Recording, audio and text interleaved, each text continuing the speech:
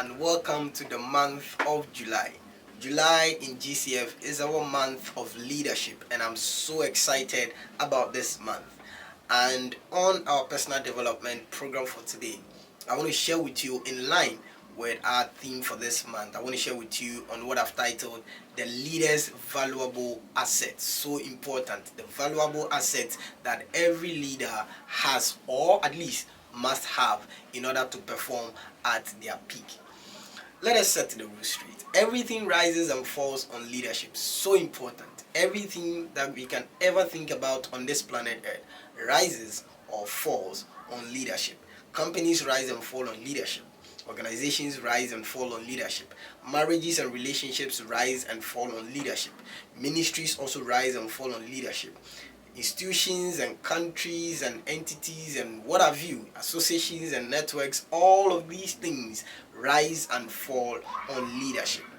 In other words, the success or otherwise of any entity on this earth is highly determined by the quality of leadership that is being exuded. If the quality is a good one, then the entity will do well. On the flip side, if the quality is inferior, then the entity suffers great losses. Therefore, to undermine leadership is to cap the potential of that entity or institution. Because I believe that every entity or institution has great potential.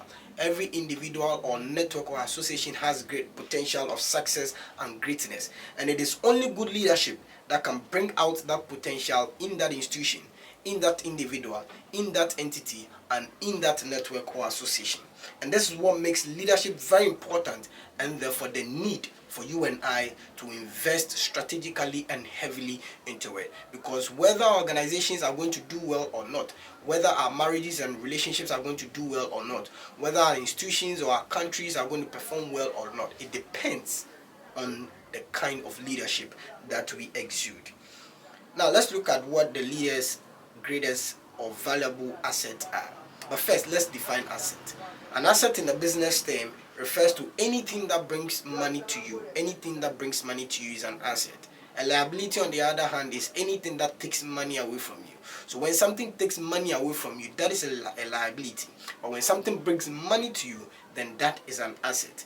And anything that brings money to you must be something very valuable, because we all want money and want something that is valuable. So then, we can also use the word asset in leadership to refer to that which brings value to the leader, because anything that brings money to you must be that valuable to you, and therefore anything that brings value to the leader must be considered the leader's asset. So a leader's asset will be that which is valuable to him, and that when he loses those things, his leadership will suffer greatly.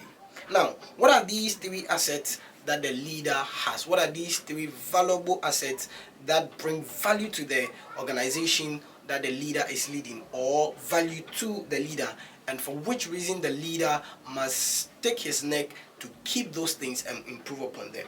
These are three things. Number one is people. People are a valuable asset to the leader. No matter what you do, every leader needs people. If you don't have people you are leading, then you are just taking a walk. You are not leading. You need people to lead. And regardless of how people are, and regardless of how people can be sometimes, you still need them. And because you are the leader, you need to transform them and help them to become that kind of people you need them to become, in order for you to journey with them to success. Second is integrity. The leader needs integrity. If integrity is broken, the leader's leadership will suffer. And finally, the leader needs knowledge. If you don't know where you are going, you cannot take people with you to that place. You only take them and lead them the wrong way. And so if you want to know where you are going, or if you want to lead people successfully, then you must know where you are going. And in knowing where you are going, you must have the requisite knowledge that it requires to get you to where you are going, and also to get your people to where they need to be. So here you have it. Three things that the leader needs, or the leader must have, in order for him to perform at his peak. The first is people. You need people. Number two, you need integrity. And number three, you need knowledge. Take these three assets, which I call the PIK, P-I-K, and you will reach the peak of your leadership where you function at the highest level of effectiveness and efficiency. This is amount of leadership, and I want to challenge you to go out there, work with people, maintain your integrity, and expand your knowledge repository so that you can lead them effectively and efficiently.